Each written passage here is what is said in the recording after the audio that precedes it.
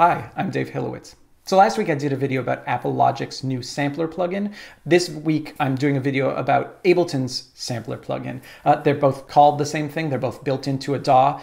There are a lot of similarities. So as you may know, if you've been following this channel, a week and a half ago, I released a Box Violin sample library.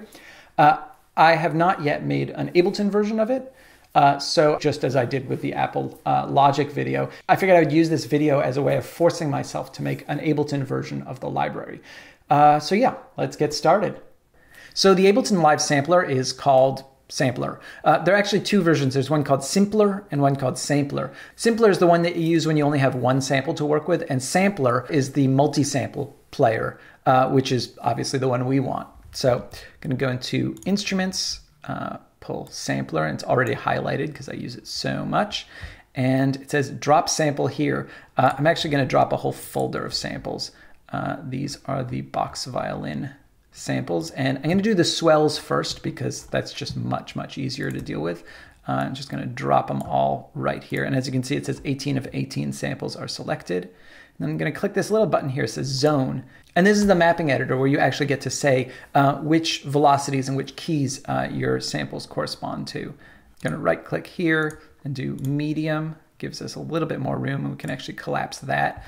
So what you're seeing here is a keyboard range, and that little R is the root key for this particular sample. So for example, this one is key 57. My samples are all labeled.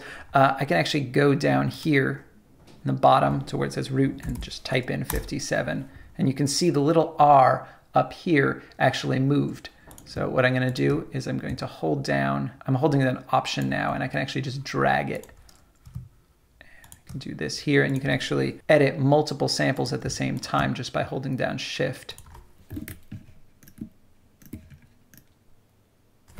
So this mapper actually has three modes. It has a key mode, which is what we're using right now, has a velocity mode, which looks like this, and then it has a sample selector mode, which I'll get to in a little bit. So in the key mode, now that we've mapped everything, we can actually just right-click this and do distribute ranges around root key. And you can see there, it's kind of split up, and if I play chord, so yeah, what it's done is it's actually split everything up and it's kind of distributed equally around the root notes. As it happens for this particular sample, I don't want to be doing any upwards pitch bending. I only want to do downward pitch bending. So I'm actually going to drag this down so that we are never bending a sample up from that root note. We're always bending it down.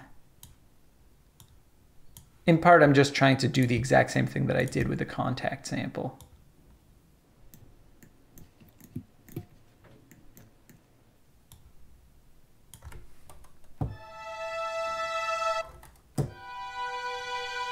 Sounds kind of cool with the modulation all screwed up like that.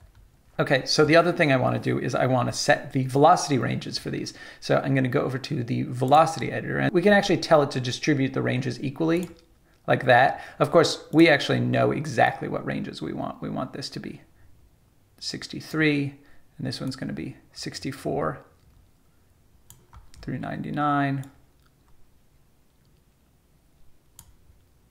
And then finally, this is 100 through 127. Now that we have that pattern in place, I'm actually going to grab all the ones that say 0 through 63 and make that same edit that I just did, like that. Now I'm going to grab all the 64 ones. As you can see, the workflow is actually not so bad because you can do so many edits at the same time.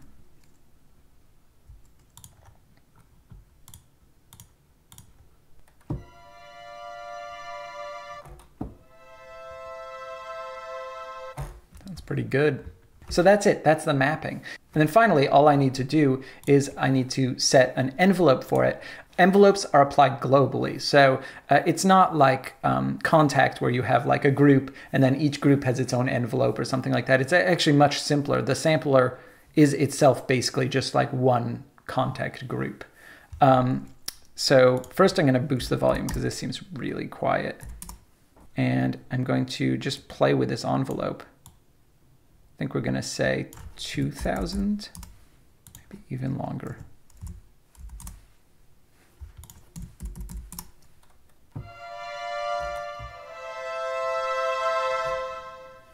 It's perfect. And that's pretty much it. That's the swells sample. So now we're going to open up the browser, and I'm going to take this Box Violin swells and I'm going to try to save it in a directory. And you're going to see what happens. It's pretty interesting. The way that Ableton handles saving samples is that it creates a project for your samples, almost like you're making a song. I've got this Ableton directory that's empty, and I'm just going to drag Box Violin swells into it. And enter. And you can see what it's done here is it's created this Box Violin swells ADV, which is the file extension for Ableton instruments. It's put it inside a project called Box Violin swells. And as you can see, it's created a samples directory and it's copied all the samples over, which is, yeah, pretty handy actually. Okay, so that's a basic patch using Ableton Sampler. It's very easy to set up. It doesn't have any of the like auto mapping features that the new Apple Logic sampler has, but it's, you know, it's still very, very easy to work with. This UI where you can kind of like choose a sample from this list up here and then modify the parameters down here, and you can choose as many samples as you want and kind of tweak them all at the same time or in groups. Yeah, it's a very good system. It's pretty much exactly the way the Logic sampler is doing things now. So what are the limitations? Well, it doesn't have a proper UI system. Again, this is very much a composer's tool. It's not meant as a replacement for something like Contact. However, it does have macro knobs. One of the great things about Ableton Sampler, and actually all of the built-in Ableton devices, is they all work together really, really well. There's this thing called an instrument rack, which allows you to kind of like group any number of different instruments, and even like VST instruments. You can have a Contact instrument and also like a native sampler and also like a synthesizer, and have them all firing at the same time, or choose which key ranges apply to which instrument and kind of like make like a hybrid patch. It's very, very powerful. So if we were to take this basic sampler instrument and add it to an instrument rack, then we get macro knobs. And macro knobs are a little bit like a Contact UI. So I'm going to hit group here. And what group is actually doing is it's creating a new instrument rack and inserting the sampler instance into it. The instrument rack is this thing down here on the left, and we can expand it out by clicking this button. And right now, as you can see, we've only got one instrument, which is the Box Violin. But I could like take any number of other instruments. Like I could like grab let's say, yeah, my synthesizer plugin. I could pull that in, and now when I hit keys, so now we've got a patch that's a combination of this, which is a VST plugin, and the Box Violin. And if we wanted to, we could click on velocity, which gives us another velocity mapper, and I could say, okay, when I hit this hard, like, I don't know, above 88, then trigger the synthesizer, but otherwise just have it be Box Violin. So it's like,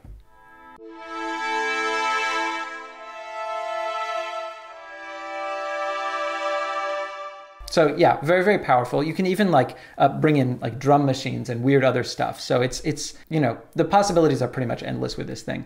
The other cool thing about being able to group sampler instruments in particular in an instrument rack is then you can modulate their parameters. So for example, if I wanted my Box Violin to have a tone knob like it does in the Contact version, all I have to do is go into the Box Violin section of this instrument rack, find the filter, which I think is automatically set to low pass, and right click it and then say map to macro 1.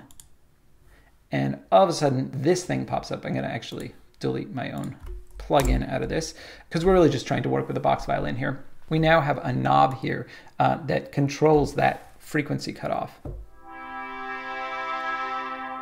And I can do the same thing with you know, the volume, just like I have a volume control in Contact. Obviously, this is not skinnable. From a commercial perspective, you're probably not going to sell Ableton instruments in the same way that you might sell a Contact instrument. You can't like skin it and make it look pretty and that kind of stuff, but it is pretty powerful. You get to modulate 8 knobs.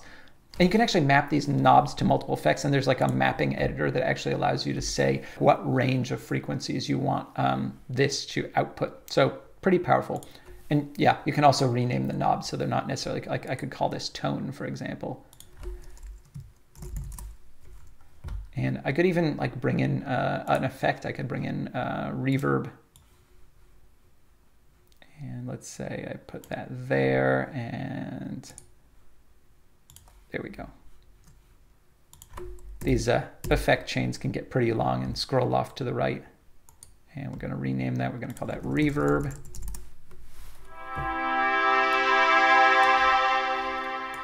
So yeah, there I've recreated all three of the controls that were in the Contact version. So it is pretty powerful. There are, of course, definitely limitations. You can't do round robins. There's really no way. There's this nifty thing called the sample selector, which is basically like, in theory, where they would have implemented round robins if they had done so. Basically, there's this number, which is right now set to 0, and you can set it to whatever you want, that determines which sample gets played back. So you could, for example, say, I want one chunk of my samples to be triggered when the number is 0, one other chunk to be triggered when the number is 1, another one when the number is 2, etc., you know, up to 127. So basically you get like 128 different slots. So in theory, that would be round robins, except as far as I can tell, there's actually no way to change that number. You can have a random number generator generate a random value, and you can get random, but then you risk getting the same sample twice. There's no way to actually have it be sequential. Okay, so another limitation, and one thing that is very different from like the world of, like, for example, Apple Logic, is that it's hard to redistribute these instruments. Like you'll notice on my website, I always say what version of Ableton I used to make an instrument when it's Ableton. It's a little bit like Contact. Basically, they're not backwards compatible. The other thing is there are a bunch of different versions of Ableton. There's Live Lite, Live Standard, and Live Suite. This is Suite, which is totally amazing, but it's the highest tier and not everybody has it, which means that in terms of redistributing your sampler instruments, you want to be aware of that. An instrument like this that doesn't necessarily need to be bundled in an instrument rack with the reverb. Also, I think the reverb only comes with Standard and Suite. An instrument like this, you can actually do this thing here. You can right click on it and do sampler to simpler. And what it does is it basically converts your sampler instrument into a simpler instrument, and all versions of Live come with simpler. So that's a kind of workaround. If you're planning to share your instruments with other people, I would recommend keeping a version of Live Lite installed on an old laptop. And yeah, try out your instruments before shipping them.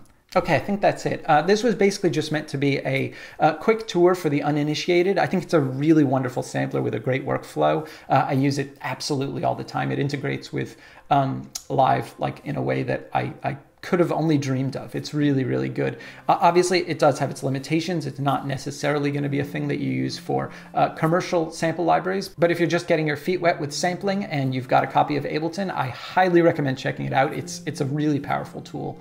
Okay, I'm going to put a link to the instrument that I made in this video down below so you can download it. Oh yeah, one other thing. If you have not yet subscribed to this channel and want to see more videos like this, make sure you hit like and subscribe. Yeah, that's pretty much the only way to be notified when I make new videos. Okay, take care.